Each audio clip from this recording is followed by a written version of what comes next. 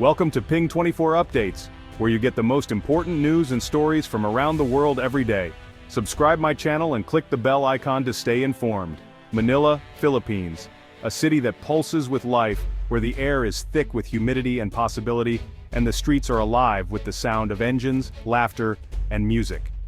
It's a place that, on first glance, seems familiar to any seasoned traveler.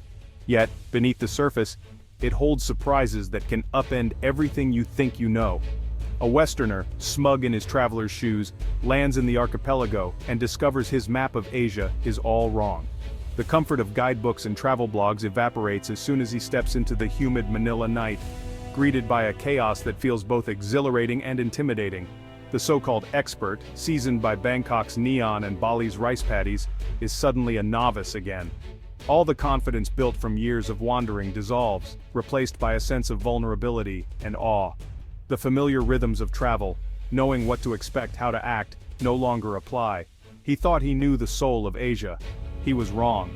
The realization hits hard. Every country, every city, every street corner has its own heartbeat, its own story, and no amount of previous experience can prepare you for the shock of the new. The Philippines, a place he'd overlooked, was about to dismantle his beliefs and rebuild them with unexpected generosity. Here, warmth isn't just a climate, it's a way of life. Strangers become friends in an instant, and the boundaries between guest and family blur until they disappear. This wasn't just another passport stamp, it was a rewiring of the heart.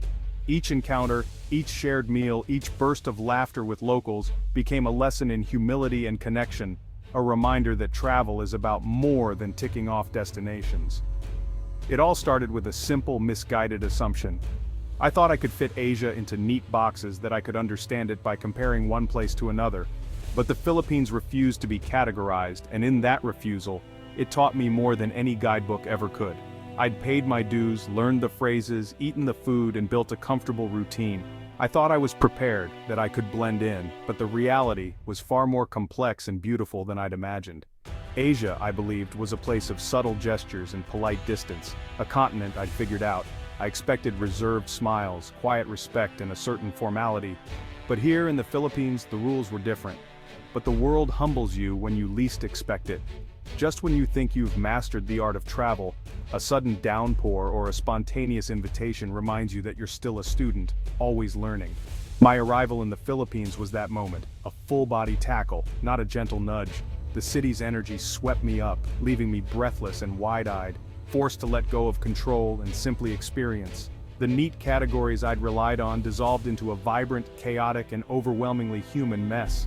Every street corner was a new adventure, every interaction a chance to be surprised, to be moved, to be changed. The Philippines didn't just show me a new country, it showed me a new way of being, one built on radical, relentless humanity. In the end, it wasn't the places I visited, but the people I met and the lessons they taught me that truly transformed my journey. Bangkok was my first real love affair with Asia. The city greeted me with a rush of color, sound, and energy that I'd never experienced before. Every corner seemed to pulse with life, every street a new adventure waiting to unfold. The city ran on its own logic, a beautiful, sprawling beast you could never tame but could learn to ride. The chaos was mesmerizing, a living organism that demanded respect and rewarded curiosity. My days were a ballet of street-level survival and sky-bar indulgence. I dodged tuk-tuks and motorbikes by day, then watched the city lights flicker from rooftop bars by night, feeling both exhilarated and at home. I knew the shortcuts, the best mango sticky rice, the rhythm of the city. I'd slip through hidden alleys, discovering secret shops and local haunts that tourists rarely found. Life was sensory overload, but I'd learned to navigate it with grace. The blaring horns, sizzling walks, and neon lights became a symphony I could finally conduct, rather than just endure. Relationships were friendly but transactional, built on polite efficiency. Smiles were exchanged as currency, and every interaction had its own unspoken rules. The Asian way, I thought, was about respect, harmony, and personal space. There was a quiet choreography to daily life, bows, cues, and gentle gestures that kept the city moving smoothly. I was an accepted part of the scenery, a familiar Farang who knew the rules. Vendors would nod in recognition, and I'd slip into the flow of the crowd, no longer standing out as a stranger. Living in Bangkok gave me a sense of mastery. I could haggle, order in Thai, and find peace in the chaos. Each small victory, from bargaining for a fair price to ordering my favorite dish without hesitation, felt like a badge of belonging. I'd peeled back a layer and found my place. The city's vastness no longer intimidated me, instead it felt like a giant puzzle I was slowly learning to solve. This, I thought, was understanding Asia, learning the system, respecting the hierarchy, and finding your niche. It was about adapting, observing, and embracing the differences that made life here so vibrant. I felt like a local, or at least a convincing imitation. I shared meals, laughter, and stories with neighbors, slowly weaving myself into the fabric of daily life. But I was still just an observer, not truly part of the city's soul.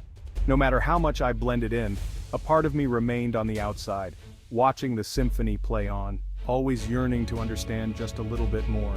After Bangkok's energy, Bali was a downshift into serenity. If Bangkok was a rock concert, Bali was a prayer. I traded concrete for rice terraces, city noise for gamelan melodies. Life moved at the pace of sun and tide. I learned to appreciate the island's quiet rhythm and deep spirituality. Every home was a temple, every action an offering. The culture wasn't observed, it was breathed in. I was welcomed, but always aware I was a guest, not family. Bali showed me the other side of Asia, communal, spiritual, gentle. I thought I'd seen the full spectrum, modern and ancient, chaos and calm, but I was still on the outside looking in.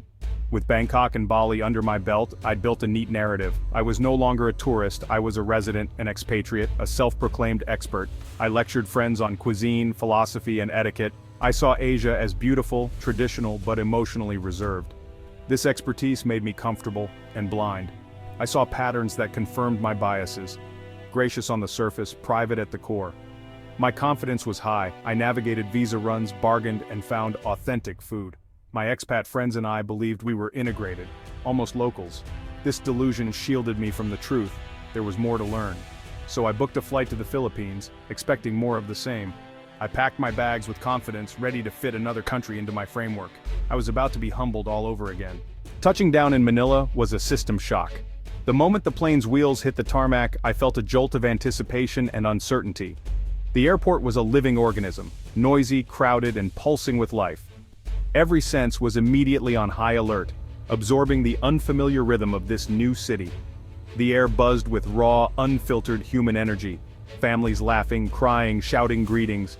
It was as if every emotion was on display, unguarded and honest, creating a tapestry of sound and movement that was impossible to ignore. Porters and taxi drivers greeted me with boisterous, almost familial familiarity. Their voices rose above the din, offering help, directions, and jokes, making me feel both welcomed and slightly overwhelmed by their enthusiasm. The polite distance I'd come to expect was gone. Here, people stood close, conversations overlapped, and personal space was a luxury rarely afforded. It was intimate, immediate, and a little disorienting. The taxi ride was a baptism by fire. Jeepneys, honking horns, vendors weaving through traffic.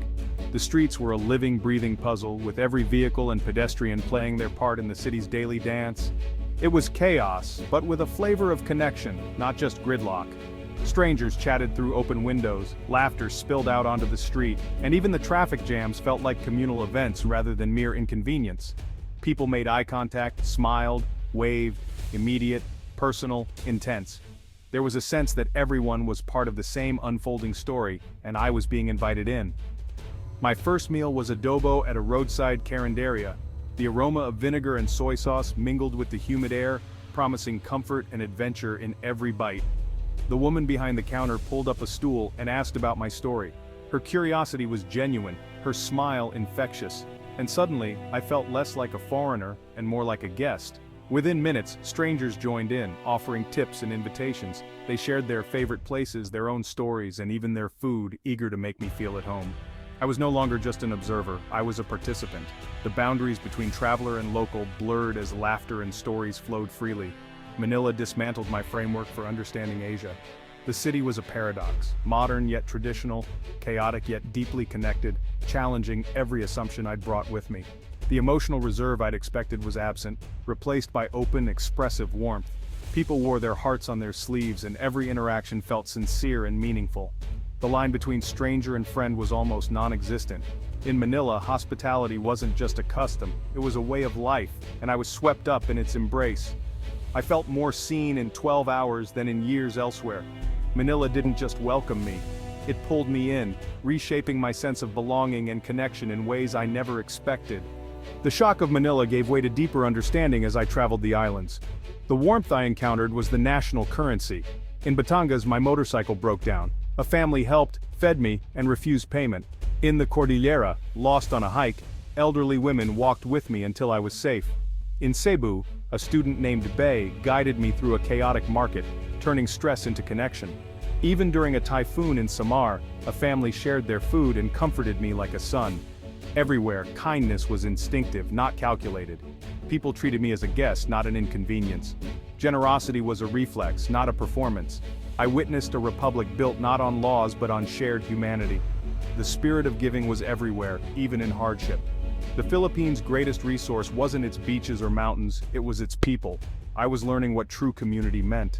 The Philippines is shaped by typhoons, earthquakes, and volcanoes. Its people are defined by resilience, not just beauty or hardship.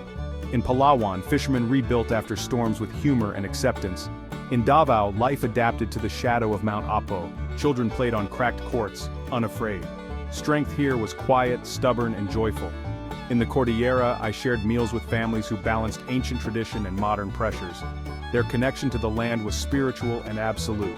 From Siargao's surf culture to Zamboanga's vibrant streets, the story was the same.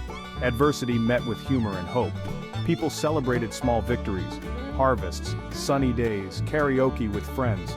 The soul of the Philippines wasn't just in its landscapes but in its resilient, joyful people. Life bent, but never broke.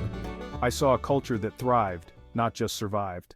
I kept hearing a word, bayanihan. At first it seemed quaint, neighbors helping after storms, communities organizing fiestas. But it was much deeper, a village carrying a neighbor's house, a metaphor for unity. In Bohol, the whole community hauled in fishing nets and shared the catch. It was a living economic system built on trust and support. When I fell ill in the Cordilleras, my host Elena and her neighbors cared for me as one of their own. Their concern was genuine, instinctive, and moving. Bayanihan reframed my idea of community. In the Philippines, community felt like family, an unspoken promise to show up for one another. Strangers helped mothers on buses, whole streets contributed to neighbors in need. It was a social safety net woven by the people. Bayanihan wasn't just a word, it was the country's operating system. I finally understood what it meant to belong. My journey through the Philippines ended, but its impact never will. The smug expert was gone, replaced by a humbled student. The Philippines taught me that the soul of a place is found in its people, not its monuments. It redefined my concept of home, not a place but a feeling of acceptance and care. Home became the feeling of being pulled into a vibrant, messy, beautiful circle of community. I found belonging because it was given freely. I came seeking the exotic but found connection. True understanding comes from feeling, not knowing. Filipinos didn't just show me their country, they shared their lives. Now, Asia means karaoke in Cebu, family dinners in Batangas, laughter in village streets. The Philippines changed the way my story was written. It gave my travels a soul and taught me the greatest discoveries are in the human heart. It became, in its own way, a different kind of home.